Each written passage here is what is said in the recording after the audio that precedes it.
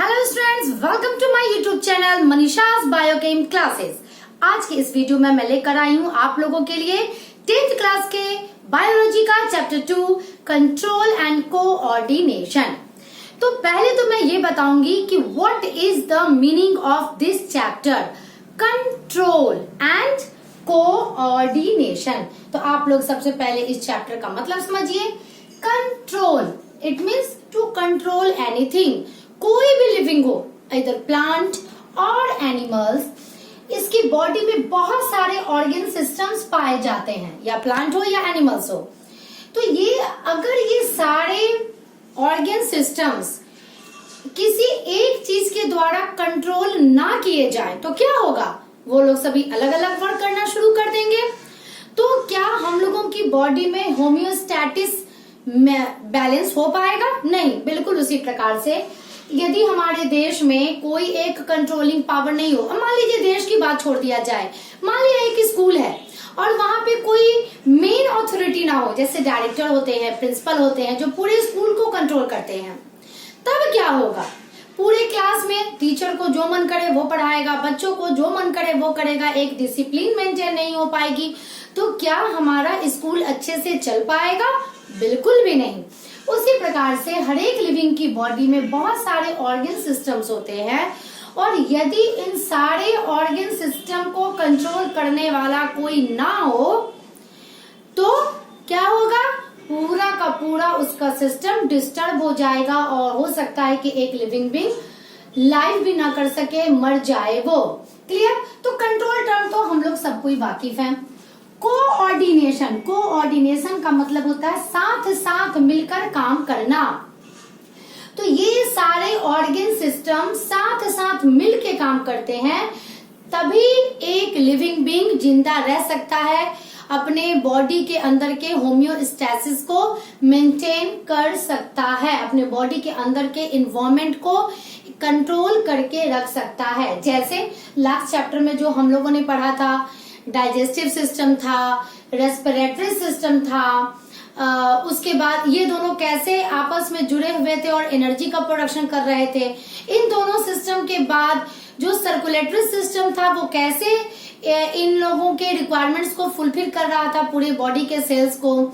फिर उसके बाद जो एक्सक्रीटरी सिस्टम था, तो उसमें क्या था कि इन सारे प्रोसेसेस के द्वारा जो वेस्ट मटेरियल बन रहा था उसे बॉडी से एलिमिनेट करना था। तो इस तरह से सारे ऑर्गन सिस्टम आपस में मिलजुल कर साथ साथ काम करते हैं।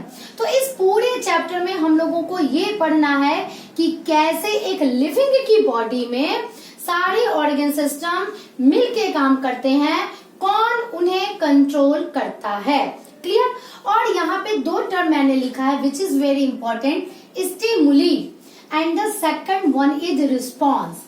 Stimuli it means any changes around a living to which a living respond. जैसे मैं अभी बोल रही हूँ, आप लोग क्या कर रहे हैं? सुन रहे हैं। तो मेरा बोलना स्टिमुली हो गया और आप लोगों का सुनना रिस्पॉन्स हो गया। क्लियर? मान लिया कि अभी हम लोग अंधेरे कमरे में बैठे हुए हों और अचानक से बाहर चले जाएं, तो क्या होगा? सनलाइट के कारण हम लोगों की आंखें ब्लिंकिंग ऑफ द आई, यानी हमारी आंखें बंद हो जाएंगी अचानक से। तो वहां पे सनलाइट क्या हो जाएगा? स्टिमुली, हमारे हाथ, हमारे आंखों का बंद करना रिस्पॉन्स। मान लिया कि आपके कोई फ्रेंड आया और आपके हाथ में एक पिन को चुभो दिया, आपने क्या किया? अपने हाथ को पीछे खींच लिया। तो पिन का चुभोना स्टिमुली और हाथ का वापस अपनी तरफ खींच लेना रिस्पॉन्स। क्लियर? तो वो सारे चेंजेस जो कि सराउंडिंग में होता है, जिसे कोई लिविंग रिस्पॉन्स देता है, दिस इज स्टिमुली। और लिविंग की बॉडी में जो चेंज होता है, clear, with respect to stimuli is known as response ना। तो अब स्टिमुली एंड रिस्पॉन्स आप लोगों का क्लियर हो गया होगा। क्योंकि लिविंग प्लांट्स भी होते हैं, लिविंग एनिमल्स भी होते हैं, तो ये कंट्रोल एंड कोऑर्डिनेशन हम लोगों को प्लांट्स और एनिमल्स दोनों में पढ़ना है। तो पहले हम लोग शुरू करते हैं control and coordination in plants. Plants की बॉडी में जो कंट्रोल एंड कोऑर्डिनेशन होता है वो एक खास तरह के केमिकल्स के द्वारा होता है, which is known as hormones. क्योंकि प्लांट में, that's why it is known as phyto hormones. तो प्लांट के अंदर जो कंट्रोल एंड कोऑर्डिनेशन होता है वो फाइटो हॉर्मोन्स के द्वारा होता है। इट मीन्स फाइटो हॉर्मोन्स वैसे केमिकल्स होते हैं जो प्लांट में कंट्रोल एंड कोऑर्डिनेशन का काम करते हैं। और प्लांट किसी भी स्टिमुली को अगर रिस्पॉन्स देता है तो बाय शोइंग इट्स मूवमेंट, उसकी बॉडी में वो मूवमेंट करता है या उसकी बॉडी में जो ग्रोथ होता है उसके द्वारा वो किसी भी स्टिमुली को रिस्पॉन्स देता है। अगर ये क्वेश्चन है कि by what mean plants response to stimuli, तो आपका आंसर होना चाहिए मूवमेंट। क्लियर? उसके बॉडी में जो मूवमेंट्स होता है, उसकी बॉडी में जो ग्रोथ होता है, उसके द्वारा हम लोगों को ये पता चलता है कि वो स्टिमुली को रिस्पॉन्स दे रहा है। तो इसी का डिटेल हम लोगों को इस टॉपिक में क्लियर करना है। तो फाइटो हॉर्मोन्स वैसे केमिकल्स होते हैं जो प्लांट की बॉडी में रहते हैं और सिंथेसाइज भी होते हैं, पहले से मौजूद भी होते हैं, और इन्हीं की वजह से प्लांट किसी भी स्टिमुली को रिस्पॉन्स देता है। प्लांट की बॉडी के ग्रोथ को भी ये कंट्रोल करता है, डेवलपमेंट को भी ये कंट्रोल करता है। तो इसी फाइटो हॉर्मोन्स के बारे में मैं आपको पढ़ा रही हूँ। क्लियर? इसे दो पार्ट में डिवाइड किया गया है। ए इज द ग्रोथ प्रमोटर, यानी कि ये वो फाइटो हॉर्मोन्स हैं जो कि ग्रोथ को प्रमोट करते हैं, यानी ग्रोथ को करवाने वाला काम करते हैं। इसमें नंबर 1 जो इनका राजा है और जो मेन हार्मोन होता है प्लांट की बॉडी में वो होता है ऑक्सीन। क्लियर? आपको इसमें नाम याद रखना होगा। फंक्शंस मैंने यहाँ पे सिर्फ 1 या 2 या 3 लिखे हैं, बट नोट्स में आप लोगों को ज्यादा फंक्शंस मिल जाएंगे। तो यहाँ पर मैंने सिर्फ उन्हीं फंक्शंस को लिखा है जो मेन इससे रिलेटेड है। Clear? Auxin main plant hormone होता है, सबसे ज्यादा मेन प्लांट हार्मोन या फाइटो हार्मोन ऑक्सीन होता है। ये सिंथेसाइज होता है at the root and shoot tip. It means मान लिया कि अगर ये कोई एक प्लांट है, ये इसका रूट है, ठीक है? रूट का टिप क्या हुआ? ये वाला पार्ट। शूट का टिप क्या हुआ? ये वाला पार्ट। तो ऑक्सीन का सिंथेसिस होता है एट द शूट और रूट टिप, इन दोनों जगह पर इसका सिंथेसिस होता है। और ये ऑक्सीन का फंक्शन क्या है? आपको सिर्फ नाम याद रखना है, कहाँ उसका सिंथेसिस हुआ है। वैसे ये सारे फाइटो हार्मोन्स में भी नहीं पढ़ना है, लेकिन इसका मेन फंक्शन आपको याद करना है। सबसे पहला सेल इनलार्जमेंट, नाम से ही पता चल रहा है सेल को बड़ा करने का ये काम कर रहा है। इसका सेकंड वर्क है cell differentiation. Cell differentiation means एक तरह के सेल को दूसरे तरह के सेल में कन्वर्ट कर देना। जैसे कि प्लांट की बॉडी में जो सेल होते हैं वो अलग अलग प्रकार के होते हैं। तो जो सिंपल पैरेन्काइमेटस सेल्स हैं जो टिश्यूज बनाते हैं, पैरेन्काइमेटस टिश्यूज बनाते हैं, उन्हें वो स्क्लेरेनकाइमेटस टिश्यू में बदल देना, उनके सेल्स में बदल देना। इस तरह से सेल का डिफरेंशिएशन यानी कि अलग अलग प्रकार के सेल्स को का ग्रोथ कराना। The third work is phototropism, geotropism and thigmotropism को कंट्रोल करना। तो what is this phototropism, geotropism and thigmotropism? हम लोग ये पढ़ेंगे थोड़ी देर के बाद। ना ये काफी डिटेल में आप लोगों को करना है, तो उसके बाद आप लोगों का ये क्लियर हो जाएगा। The second phyto hormone is gibberellin. Gibberellin is a very good friend of oxygen. Gibberellin बहुत सारा काम करता है, बट जो सेल इनलार्जमेंट का काम जिब्रेलिन भी करता है, ओवरऑल ग्रोथ को कंट्रोल करने का काम भी जिब्रेलिन करता है। But in the presence of oxygen, oxygen के प्रेजेंस में जिब्रेलिन भी ग्रोथ कराने का काम करता है। ऑक्सीन तो ओवरऑल ग्रोथ कर ही रहा है, रूट एंड शूट इलोंगेशन कर ही रहा है, जिब्रेलिन भी करता है, but in the presence of oxygen, oxygen के साथ मिलकर ये करता है। बट इसका मेन काम होता है शूट इलोंगेशन। तो अगर 1 मार्क्स क्वेश्चन में ये पूछा जाए कि स्टेम के इलोंगेशन में कौन सा फाइटो हार्मोन्स काम करता है, तो वो है जिब्रेलिन। ऑक्सीन दोनों में ग्रोथ कराता है, बट जिब्रेलिन शूट के इलोंगेशन में सबसे ज्यादा हेल्प करता है। सेकेंड काम इसका यहाँ मैंने लिखा है break seed dormancy. What is it? Seed dormancy, dormant means, अगर आप इसकी शुद्ध हिंदी जानना चाहें तो दिस इज नोन एज सुसुप्तावस्था, बट आप लोग उतनी शुद्ध हिंदी भी नहीं समझ पाएंगे। डॉर्मेंट इट मीन्स की inactive, clear.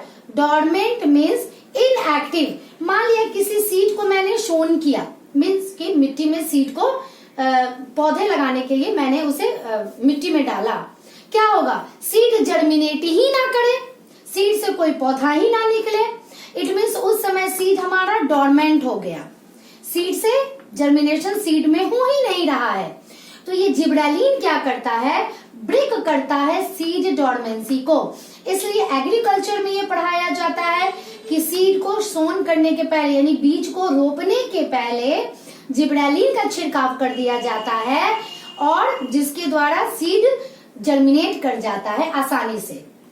Now third one is cytokinins. Cytokinin के भी बहुत सारे फंक्शन है, but it is main related with cell division.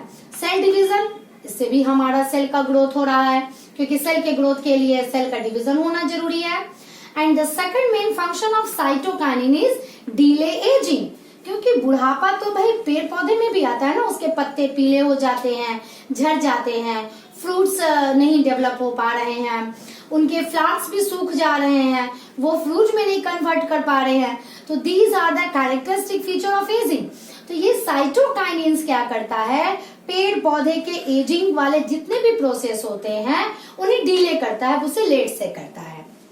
Number fourth one is ethylene. Ethylene is only one, सिर्फ एक ही है, which is gaseous hormone, gaseous phyto hormone. Ethylene ही है सिर्फ गैसियस फाइटो हार्मोन।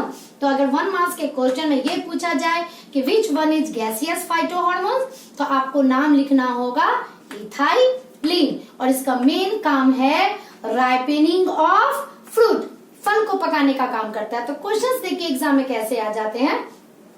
एक कच्चा आम है, वो धीरे धीरे पककर पीला हो गया, बताइए कौन सा फाइटो हार्मोन्स काम करेगा? तो आपको आंसर लिखना होगा इथाइलिन, क्लियर। कभी कभी हम लोग अचानक से इस तरह का बोलते हैं कि भाई एक फ्रूट बास्केट में एक फ्रूट रखा हुआ है, बहुत सारे फ्रूट्स रखे हुए हैं, जिसमें से एक फ्रूट सड़ गया, तो हम लोग, मम्मी क्या कहती है? उस फ्रूट को निकाल के बेटा बाहर रख दो, नहीं तो बाकी के सारे फ्रूट्स भी धीरे धीरे और बहुत तेजी से सड़ने लगेंगे, क्योंकि एक्सेस ऑफ राइपनिंग इज, वही तो उसका सड़ना हो जाता है। बहुत जरूरत से ज्यादा कोई चीज पक जाए, कोई भी फल पक जाए तो वो सड़ जाता है। तो एक्सेस ऑफ राइपनिंग फ्रूट में से क्या निकलने लगता है? इथाइलिन, जो कि गैसियस फाइटो हार्मोन्स है, वो निकलने लगता है, और धीरे धीरे वो सारे फलों को और तेजी से पकाने लगता है, यानी कि उसे सड़ाना शुरू कर देता है। नाउ द सेकंड क्राइटेरिया जो था फाइटो हार्मोन्स का, अभी तक हम लोगों ने जो 4 टाइप्स पढ़े वो सभी ग्रोथ प्रोमोटर थे, ठीक है। और एब्सिसिक एसिड जो है, दिस इज ग्रोथ इनहिबिटर, यानी कि ये ग्रोथ के सारे प्रोसेस को इनहिबिट करने का काम होता है। हम लोग सभी सारे लिविंग की बॉडी में क्या होता है कि अगर कोई चीज एक इंक्रीज करने के लिए, तो एक कोई चीज उसे दूसरा डिक्रीज करने के लिए भी होता है। तो एब्सिसिक एसिड ग्रोथ इनहिबिटर है, ये वो सारा काम करता है जो ये सारे नहीं करते। इट मीन्स ये क्या करेगा? रूट एंड शूट के जो डेवलपमेंट है उसे कंट्रोल करेगा, उसे जरूरत से ज्यादा नहीं बढ़ने देगा। सीड डॉर्मेंसी को जो जिब्रेलिन ब्रेक करता था, it causes seed dormancy, seed dormancy इसके कारण हो जाएगी। ये एजिंग के प्रोसेस को इंक्रीज करेगा, एग्रीवेट करेगा, जबकि साइटोकाइनिन इसे डिले करता है। तो ये चारों हार्मोन्स जो काम करते हैं, जस्ट उसका उल्टा काम ये एब्सिसिक एसिड करता है। नाउ तो इस तरह से इस वीडियो में हम लोगों ने पढ़ा फाइटो हार्मोन्स के बारे में, कि कैसे प्लांट की बॉडी में कंट्रोल एंड कोऑर्डिनेशन होता है, किसके द्वारा होता है, क्लियर, किसके द्वारा होता है? फाइटो हार्मोन्स के द्वारा होता है। तो आज के वीडियो में बस इतना ही। नेक्स्ट वीडियो में मैं मिलती हूँ नेक्स्ट टॉपिक, इसी चैप्टर के नेक्स्ट टॉपिक के साथ। Till then bye.